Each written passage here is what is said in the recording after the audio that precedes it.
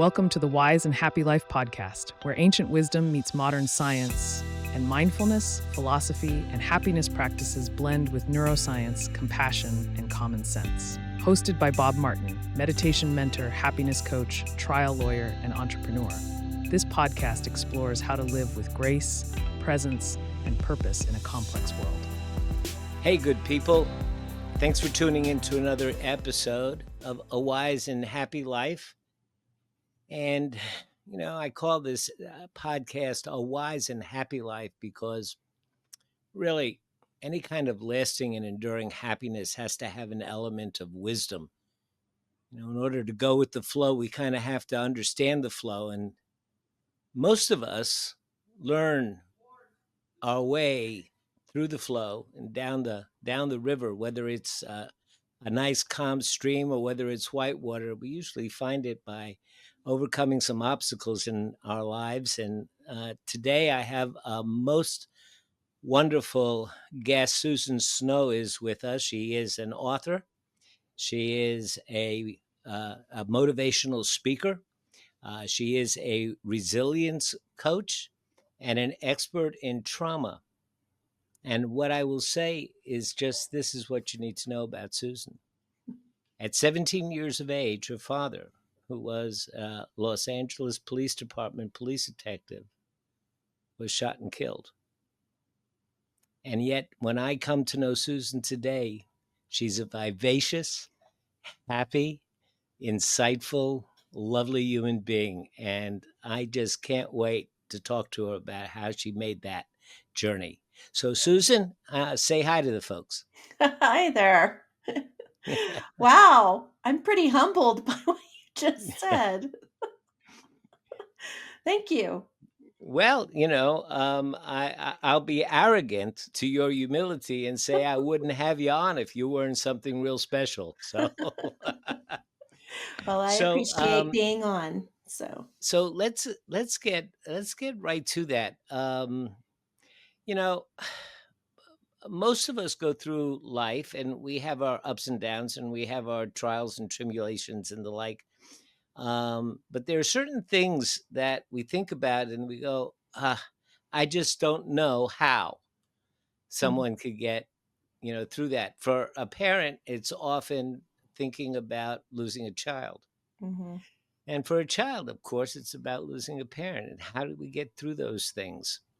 And I think more importantly, for the folks that are listening, how does what you've learned and how you've learned to be resilient through all of this, how is that adaptable and applicable, to the trials and tribulations of everyday life? But we'll talk about that more in detail.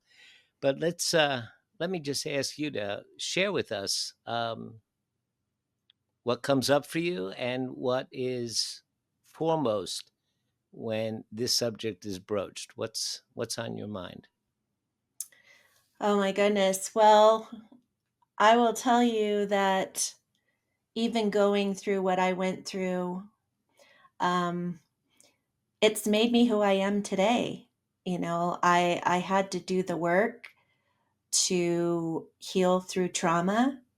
And in doing that, I have attained tools that I use to today because when you are someone that lives with PTSD like I do, things do come up in everyday life that bring certain emotions to the forefront. And the difference now is that I have a tool that I have used or that I use to help me recenter myself and to keep my nervous system in check, so that I don't spiral and I don't have the bouts of depression that I used to. So helpful. But let's without being grim, although I don't know how we can talk about this without being grim.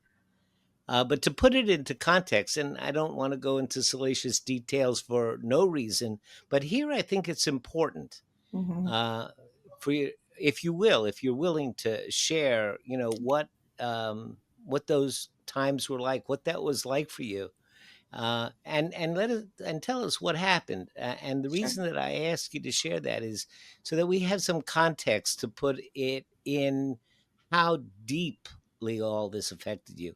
And we really can't know that unless we know what are the facts, what Yeah, happened, you got to know my story. right? Um, well, like you said, my dad was a Los Angeles police detective, robbery homicide. And I was 17, 1985. It was Halloween Day. He was getting ready to go testify in a lead. He was a lead detective in this case. And I wanted to go to a party that night. We had a discussion about it. He said no. You were 17. You I were was 17. 17, right? Mhm. So, normal interaction between a daughter and a dad.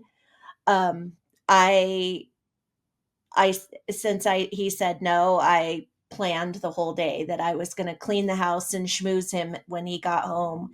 The plan was that he was going to leave the courthouse and go pick up my brother, who was 6 years old at the time, at Mm. his church school. And then he would come home and the schmoozing would ensue. Unfortunately, that didn't happen. I was getting ready and the phone rang. I went to go pick it up thinking it was for me. It wasn't for me. It was a lady from my brother's school. And all she said was that there was a drive by shooting and my dad was involved. At that point, my mom had walked into the room and I handed her the phone. I watched her body language change and I knew it was bad. She got off the phone, looked at me, and said, "We're going to the school." So we got in the car and we drove to the school. Now, this was October. It was dark now. It was after 5 o'clock. The kids would be let out on the back side of the school. So when we parked, that's where we headed.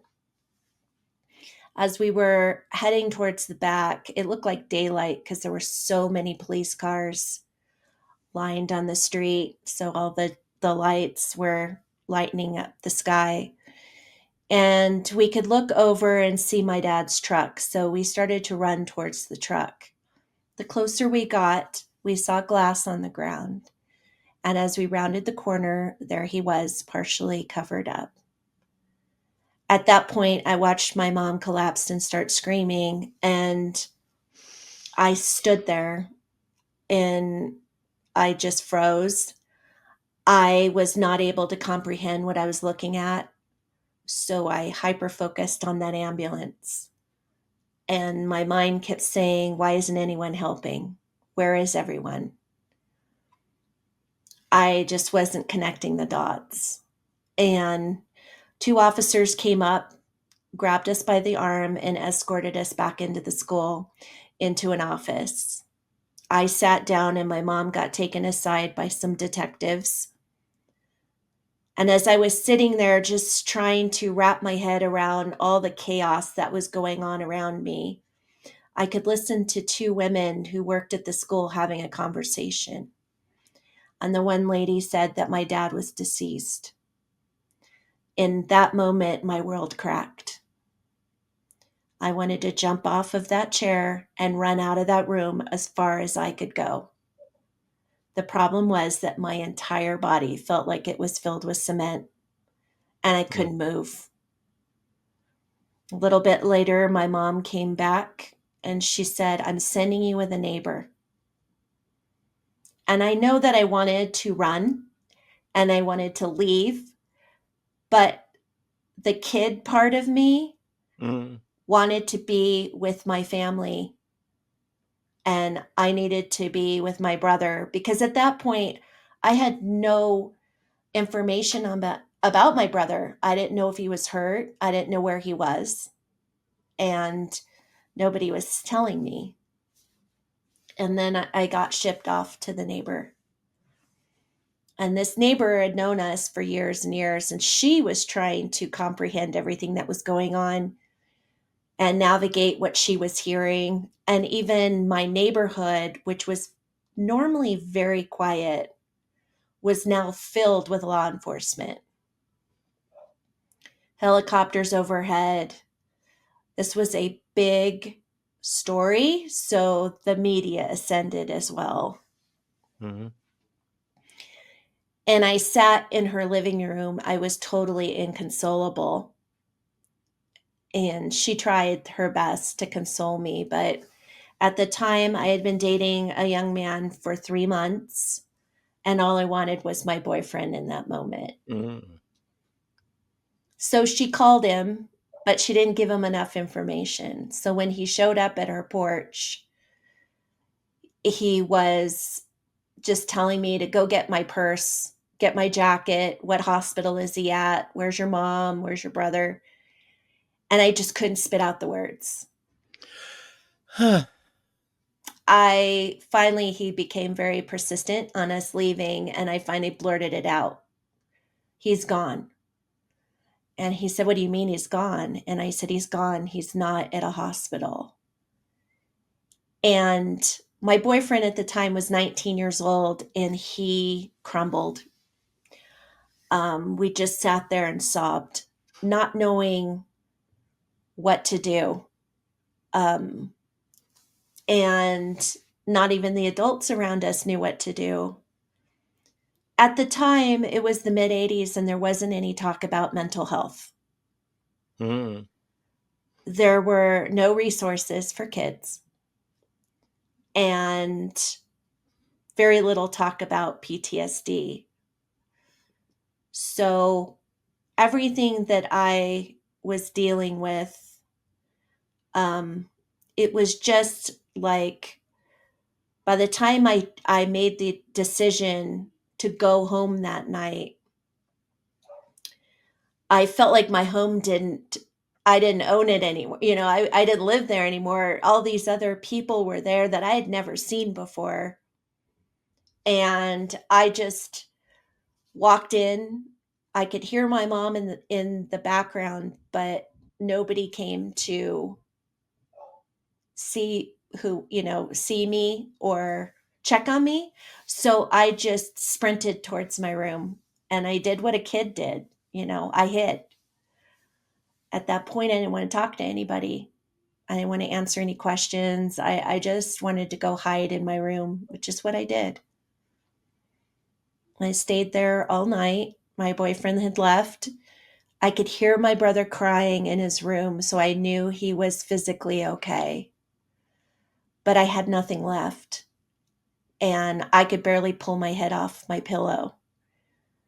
Um, I just got up out of bed that morning, and I looked outside, and it was daylight, and I still had police presence.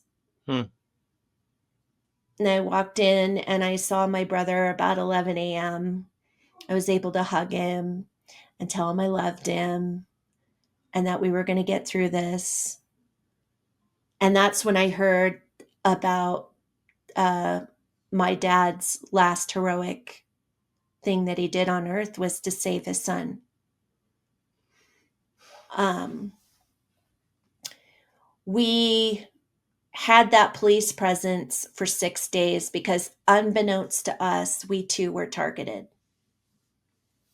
And nobody told me this, but we had policemen and women in the front yard, in the backyard, um, helicopters. I had plainclothed police officers that were bodyguards for me. So I went from this normal teenage life to this. And it was surreal. I didn't understand all the emotions I was feeling at the time because I was starting to have panic attacks. My dad was my safety net. He was my safety. I always felt safe with him. He was my go-between, my voice of reason. My mom and I's relationship wasn't super healthy at the time, and he was always the go-between. And so I was navigating losing him and not knowing what was going to happen and how to navigate the relationship with my mother as well. After 6 days, they finally found the guys who were involved. This was a planned out assassination of my father. And when everybody went home and things got silent, I was still struggling with all the things. And the depression had hit me hard. I, at the time, had suicidal ideation. I didn't know what that meant.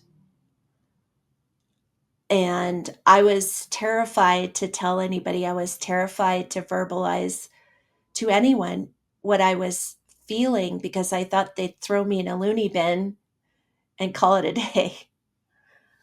But my mom came to us or came to me, and she said that LAPD wanted to pay for a therapist for all three of us. And my child brain, I thought, if you go to a therapist, you're nuts. That was my kid brain. But at the time, because I was like living in a fog, I I did what you told me to do. You pushed me in a direction, that's the direction I went. So my mom told me that I was going to therapy. I said, "Okay, I guess I'm going to therapy." I met with this man, and in Well, hindsight, let me go let ahead. me let me break in for just a second because you Sure, said something before, and I really want to put it into context. You sure. mentioned that this was in the 80s, and PTSD wasn't spoken about much then, and mental health wasn't a thing then. And I mean, just to put it into context, we're talking about the soldiers were just beginning to come Yeah, back yeah. from It Vietnam, was called and shell shock. it was Yeah, called shell shock, and yep, and and it hadn't even risen, even for folks coming back from wartime. It yep, hadn't even risen to something that was identifiable. right, And the other thing that you said is that there weren't so many resources. right. And of course, I remember those times as well. And I mean, even in the systems that deal with people at the edge, they were just beginning to come up with ideas like countermeasure schools and addiction services, and even that strong. So to feel, I guess the word that comes to my mind is alone. Yeah. Does that map on? Oh gosh, yes. Yeah, I felt like, there were so many things that made me feel like I was alone. Being sent to the neighbor's house, having to navigate the initial shock and sadness and all the things by myself. Um, the fact that the media didn't even acknowledge me for 2 days, they didn't even know he had a teenage daughter. And I get that because, it happened in front of my 6-year-old brother. My dad saved his life. I understand the focus. However, for me, that experience just um, tacked on that feeling of not being important and being alone on an island, like, um, and the fact that there was no adults around me that took the time to check on me at the Mm. time.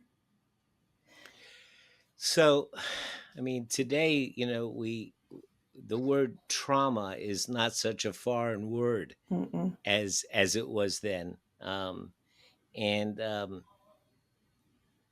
I have to tell you that I teach meditation, Mhm. and recently I decided to take a trauma sensitive meditation training course, a course that was designed to help meditation teachers be more aware of. And, I've been teaching meditation for I don't know how many years. And I thought, I'm the cat's meow. I know everything there is to know about teaching it. And then I went into this course. I found out I didn't know nothing. Yeah. It's an entirely different world. We learned words like titrating and other things like that. But we did have a conversation. We did have an ability to converse for a little bit, and you shared with me that your experiences of therapy were vastly different. Very. That the first therapist you went to was not trauma informed, Nope. and then later on you came into contact with one. So could you share with us what you noticed about that, and how you can help us be able to identify, whether a therapist is going to work? I'm not saying that the first therapist was bad; it just wasn't the No. right therapist for you. Yeah. And how do we identify that? And what was your experience? I think there's a couple of things when it came to the first therapist. One, honestly, I think it was a little bit of LAPD CYA. Uh, um, okay. So check. what interest does the therapist have? Is there an agenda Right. that maybe the therapist has? Yeah. Yeah. Hmm. And that So there was agenda that. could not only be their relationship to them, but he could have an agenda based on his schooling Mm-hmm. or his philosophy of therapy and Mm-hmm. the like. And he kind of wants you to. My dad always used to say, everybody sells what they have in the shop. Right. So a Jungian therapist is going to push Jungian theory, etc. But don't let me go on. So No, tell it's us about fine. about your I experience. think for him, you're right. He was not trauma informed. He was not willing to dip his toes in the weeds. And back then, he never asked me the questions that would open me up to be able to be vulnerable with him and tell him all the Mm. things that were going on inside of me. Um, and so, because of that, when I finally stopped seeing the man, I felt like I was broken. I felt like I had cracked that night and that I was nuts and that this was going to be my life for the rest of my life. So I have to figure out how to do this on my own. He pretty much told you that, didn't he? Yeah, he If told I me I was going to be fine for the rest of my life. Yes. So, and fine for the rest of your and life. Thank you very I much. was a well-rounded young lady and I was going to be fine for the rest of my life. So, I thought if this is fine, it doesn't feel fine. But what it feels like is that this is something I'm going to have to deal with or figure out how to deal with it all by myself.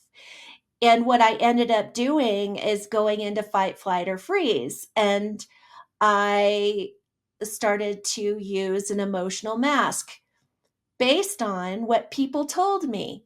So if Mm. someone told me, Susan, you're so strong, Susan, you're so brave, that's what I hid behind. I'm the brave Susan. I'm the strong Susan. Nobody sees the internal strife that's going on inside it. Mm. Mm. Mhm. Um, and I lived my life like that for 14 years. So having lived your life like that for 14 years, now you work with folks Mm-hmm. that have the same kind of conflict between their public face and their internal world. Yep. Do you find that for you, that's pretty easy to spot now? Absolutely. And is it pretty common? It is very common. It's probably, as a human being, it's the first thing that we run to is masking. And so, and it's always key factor. If you ask somebody how they're doing and they say, "Oh, I'm fine," Hmm. that's the key right there. Anytime someone says, "I'm fine," I look at them and say, "Really? Are you sure about that?" Hmm. Because generally what comes next is what's really going on. But you have to make that initial breakthrough and acknowledge to them that you know what they're doing. you're acknowledging, I know that there's something going on in there and you're based on hiding behind something. Yeah. eh, based on our common humanity, Mm-hmm. not any particular suspicion of the other person, just because No. we're all human and we know that Yeah. we all have that. Um, yeah, yeah, I tend to feel and people's energy too. So if their energy is different than what they're portraying with their words, I I can tell that they're hiding behind something. yeah. They're not wanting to be honest about what's going on, or they're trying to do what I used to do, which is, this is my burden, it's not yours. Right. I'm not dumping this on you. And for a lot of the transactions we have in life, I think that's probably perfectly okay because you don't want to have a deep therapeutic conversation with No. everybody that you pass on the street. No, uh-uh. And No. so I'm fine. It's I guess a acceptable social mechanism that we Mhm. have of just passing on without having to be vulnerable, because we can't be vulnerable all the time. Yeah. Well, But when we my yeah, friends go know ahead. they can't get away with it with me because, And you have if that my friends are relationship of like, trust "I'm with them. fine," and I'm like, Mhm. "Really?" Because everything you're doing right now is telling me you're not. Ah, So, uh-huh. let's go do something fun. Let's, whatever. But Mhm. yeah, I mean, I don't therapize everyone, but I just recognize if someone is not fine by just, their demeanor or Mhm. whatever, or if they've just gone through something and I know that they've gone through something and they say I'm fine, 9 times out of 10 they're not, right? And 9 times out of 10 they're in that, this is my thing, it's not your thing. Mhm. um and I find that a lot with women, Mhm. a lot. But yeah, so my experience with that and my second experience with a therapist, Yeah, tell us about the second therapist. What was different, and was he helpful, or yeah, she? she changed my life. um I Some people make the decision to get healthy. My decision was slapped in my face Uh-huh. because you can only live in fight or flight for so long. And when I got older, in my 30s or almost 30, I had married the boyfriend, Ah, and we had 2 kids. We decided to leave Southern California. I was ready. I kept telling myself, if I just leave this geographical place, I can leave that part of me behind. And funny, haha, but that's what I did. And we decided we were going to move to Colorado. At the time, I was practicing as a professional hairdresser, living or working in a salon that was very close to Littleton, Colorado. I was working on April 20th of 1999 and went took a break from a client, went into the back room, turned on the TV, and up popped the live coverage of the Columbine shootings. mm, And I had flashbacks. mm, I had flashbacks. I started to sweat. I turned white. My colleagues looked at me like, "What is going on with you?" And I couldn't answer them because, remember, I was told I was going to be fine for the rest of my life. mm. So I didn't recognize what was happening to me either. All I knew was that I felt sliding. I felt like I was sliding and I was spiraling. I also knew that I didn't want anybody to know my story. So I put that mask back on. It's the best thing that I could do at that very moment for myself. And I kept telling myself, this has nothing to do with me. I'm going to feel better tomorrow. It'll be fine. There's that word again. Fine. Mhm. went and I finished my day. Everybody around me was totally upset, angry, all the emotions, but I hid behind that mask and I stayed stoic. Mm. And when I left and I got into my car, everything came flooding back. Everything. And within a couple of days, I had stopped sleeping. The suicidal ideation came back. The depression came back. The anxiety came back. All of it. And I was terrified because now, even though I wanted this pain to stop, I had babies that I couldn't leave. Ah, So it makes a one, difference, yes? it does. And one day, my husband, this being the smart man that he is, who has gone through all of this with me, stopped me at the door and said, "You have two choices. You either get help today or I'm putting you in a hospital." And at that point, I was scared. And I said, "Okay, putting up the white flag, I'll go." I made an appointment with a regular physician. I went and saw him. He put me on antidepressants because that's what they do. And then he handed me a business card and he said, "I want you to make an appointment with this therapist." And I laughed at him. And I said, "That didn't work. I tried that 14 years ago. What makes you think it's going to work this time?" And he said, "You have no choice." So I said, "All right." And I made the appointment with this woman. And I'm so grateful that I did because she was a trauma therapist, a severe trauma therapist. And within 3 minutes of sitting down with her, I felt like she was my safe space. And Mm. she was finally asking me the questions that would open me up and allow me to be vulnerable in order to tell her all that I went through at 17 and what I was currently dealing with. And she listened to me intently and then stopped me and said, "Susan, everything you've gone through since you were 17 is normal because you have PTSD." And I was like, "What? I didn't go to war. I'm not in the military. What are you talking about?" And she said, "No." She said, "Anyone who goes through any type of trauma can experience PTSD. But what you need to understand is that PTSD isn't just something that goes away, it's something you learn to manage." And that was the moment. That was where I saw hope. That's where I knew that I could finally heal from this. I was not crazy. I was not broken.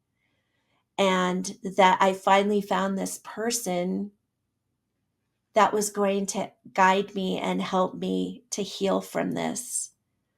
And it was just an amazing feeling.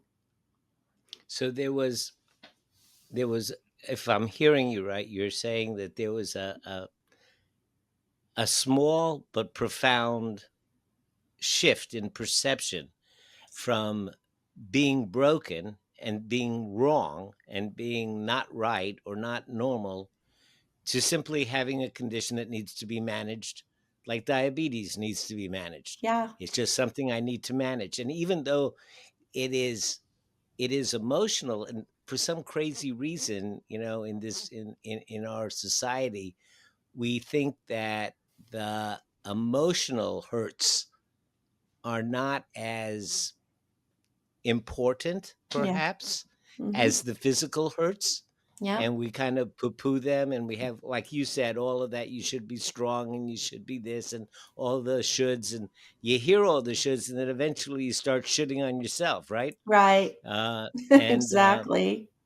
so you're saying that there's this little shift of perception that says, okay, so I've got a condition that needs to be managed. Yeah. If I lost a leg, I would need crutches. And Right. there's nothing wrong with that because I lost a leg, Yeah. right? Yeah. I So, finally had answers. Yeah, yeah. I had an explanation for all of these emotions and these things that I was dealing with mentally. And It, you said something else, and I love that you did. You said I raised the white flag. I did. So surrender sounds like that's a piece of it as well. Yes. Yes, 100%. Mm. I, even though I really didn't have a choice, Hmm. people were like, oh, no, you don't, Um, but I still did make that choice to go and make that appointment with her and move forward. And it was scary because the last experience I had was terrible. And I thought, Hmm. if I go to someone else and she has the same reaction to me, what is that going to do to me then? And but that wasn't the case, and I was really really lucky because this woman was very passionate about her job and learning outside modalities that were not really being used that much yet, cognitive therapies that were not Hmm. being used. But she had done the research and believed in them, and so she was able to utilize that in her practice. And in effect, she was in her own way. It sounds like she was a coach, Hmm. and then from her coaching, you became a coach, Yeah, and you're able to pass that on to other folks now. yeah. And how wonderful is that? And tell me about how it feels for you to be of service to other people who are still and continuing to suffer without remedies, to Hmm. suffer without knowing how to manage. And you can teach them those management skills. How does that feel for you? And is that part of your recovery? Oh gosh, yeah. I mean, through this whole journey, through writing my book, through all the things that I've done since my own healing, I just feel like this is my purpose, that I'm here on this Hmm. earth. And I want to give people what I attained myself. I want them to have hope. I want them Hmm. to feel the healing. I got to a point after I had done all the work, um, with all the cognitive therapies and the things like that, where I became this person where I was like, all right, now what? How do I take the new me and move it forward? Hmm. And part of that was the universe kind of moving me in different directions. Coaching has always been around me. I just never paid attention to it. So, for instance, being a hairdresser, you're like an armchair therapist, right? So I've been told. And I've always had that propensity to be I able say to that because listen. you notice that I don't generally need a Yeah. hairdresser. Yeah, and so it was that, and my husband would joke around with me about that, Hmm. and then I went into real estate, and what I realized is that, uh, real estate just doing real estate is not just about selling and buying houses, it's about mindset of the person helping to buy and sell houses. So, Hmm. I started to coach agents. And not in the productivity world, but more in the mindset world. Now, when you say mindset, are you talking about how they approach their clients? When How you they say show up mindset, in how they show up in terms Mhm. of is it about the business of selling that or the house, or is it about satisfying the living needs of the person that's come into their presence? Somebody comes looking for a house. How do I be with them in such a way so that they feel like I'm genuinely Yeah. looking to provide them with the environment that's going to um, encourage their progress in life. Well, and I tell Is people, this, take your ego out of it. And uh-huh. that's the main thing, right? Is taking the ego out of it and meeting your clients where they're at Where they're at. and having empathy for their situation, because these are human beings. This isn't Hmm. just a paycheck. This whole process affects people's lives, and you have to keep that in the forefront. So whatever is going on with you, fighting with Hmm. your husband, having trouble with your kids, whatever it is, that's not your client's responsibility. But there are agents that will dump all that on their clients, right? Because they Hmm. allow their ego to get involved. Right. Right. So I So, was coaching agents to keep their ego out and keep themselves in check and keep their nervous systems in check, so that they're not drinking a bottle of wine. right. um, Well, there's two things I want to. I'm looking at the time, and there's two things I want to make sure that we cover. sure. So you did. So one is that you did write a book, and I want to ask you about the book and the process of writing it and publishing it. Hmm. But I also want to say a couple of times you mentioned after doing the work, Hmm. and you mentioned the work, and I just want to affirm what you're saying is that there's really is, although we would love for there to be a magic wand where we can just touch somebody and say, I've lifted all of your suffering and Yeah. pain. It just ain't like that. Right. And there is a certain work ethic to happiness that you have to intentionally take on the idea that you want to become more wise Yep. about life and understand the flow of life so that you can align yourself with the energy that's around you. And that takes a certain amount of intentionality and commitment to learning. Yes. So I just wanted to affirm that. But I do want you to tell us about your book, Yeah. which is called, tell us the title. The book is The Other Side of the Gun: Right. My Journey from Trauma to Resiliency. Uh-huh. So Um, tell us about the book and your journey with the book and what it's meant sure. to you. Well, I got to 50 and something in me put a line in the sand. I was like, that's it, got to get my book out. And one of the reasons I wrote my book is in the very beginning was because for so many years, people had their perception of who I was or how I should have handled things Hmm. Hmm. based on if it had happened to them. Right, right. And their perception of me mostly was very wrong.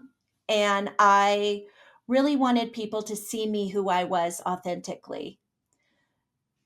In writing the book, though, I knew that I was going to have to be 100% vulnerable and authentic in everything Ooh, I was writing. wow. Terrifying, terrifying. However, I knew that I was going to relive and refeel all of the emotions and all the things that I've gone through. And I had the tools to be able to bring myself back into a, a state of mind that was positive. Like I was not going to allow myself to spiral. And there were days where I just Hmm. had nothing left. I had nothing left. And those were the days I had to learn to give myself grace with no guilt. Hmm. Hmm. No guilt was the key to that. It's okay to take a break. It is okay. And, you know, nothing's going to fall apart if you do. Hmm. And so I did. And I went out and I did things that gave myself joy, that I was able to go out and take walks and be in nature and just redirect my thoughts and, just know that tomorrow is different and today is the day I'm just going to love on myself. Um, and then as I progressed in the book, the fear started to creep in. There were three things that I really was struggling with. One was my relationship with my mom was already borderline. And I thought because I had to tell my truth, her truth was going to come out as well. And it could destroy what was left. Or it could open a conversation. And I had to be okay with either thing that happened. The second was my husband, because in the book I discuss things. I mean, we've been together 40 years. And in that 40 years, we've been through a lot together. Mm. And I was fearful that things would come up, old wounds would come up for him as well. And the third was security. There were two men that were still incarcerated that I thought if I put myself out here, and I had already been a target before, that little thing in the back of my mind that said, what if there's retaliation, would pop up. And I really had to sit back and figure out what is the true purpose behind writing this book. And the true purpose was that I saw so much pain and anger, especially in the law enforcement world, around my dad's death. Even 39 years later, 38 years later, there was still so much that I thought if they saw the resiliency side, if they read my story and they saw that I've healed from this, that maybe they could have some healing themselves. And then I thought about it and I thought, you know what? Other people that have gone through trauma, they too need to have that hope. They too need to know that they can heal from whatever it is they've gone through. And so every time that fear popped up, I would put those faceless people out there in front of me. And it would allow me to bulldoze through that fear of mine to keep moving forward, because I had to get this message out to the people that needed to hear it. Yeah. Yep. So we have to come up with ways, as you said so wisely, that we have to come up with ways of managing our emotions and having those different little ways of shifting our perception. Remember, I said to a student who was complaining about having to take all these final exams, I says, just why don't you just say that you get to take all these final exams instead of having to take? Right. And I got a letter from her 3 years later saying that that little bit of perception, that change, that she's used it all her life and it's made a difference. But Yeah. I could sit and chat with you all day, but time's running out. So let me just say a couple of words to the folks. This is Susan Snow. She is got a great book, The Other Side of the Gun, and I urge you to go to Amazon, take a look at it, and read her book. It tells her story and all of the learnings and the wisdom that she found along the way. You also are a speaker, and you can go to susansnowspeaks.com if you're interested in having her come and speak to your group. I am just so privileged. I feel so honored to have had you on the show, Susan.